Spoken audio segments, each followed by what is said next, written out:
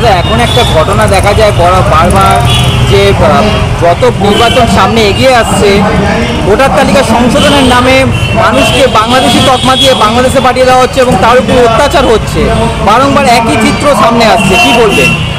দেখুন, আমি মনে করি যে আমাদের এই সোনার বাংলা, এটা মমতা ব্যানার্জির বাংলা।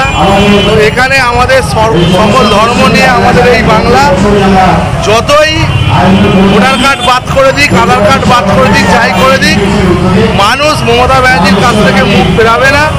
মানুষ মমতা ব্যানার্জির ওপর একটা আশা ভরসা রেখেছে।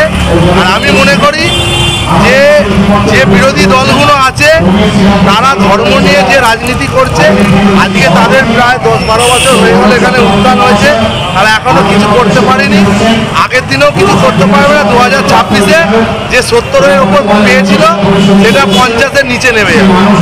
মমতা ব্যানার্জির কোনো কিছুই করতে পারবে, কারণ মমতা ব্যানার্জির সৈনিকরা সকল মানুষকে নিয়ে চলে, সকল ধর্ম নিয়ে চলে। তো মমতা ব্যানার্জি থাকবে।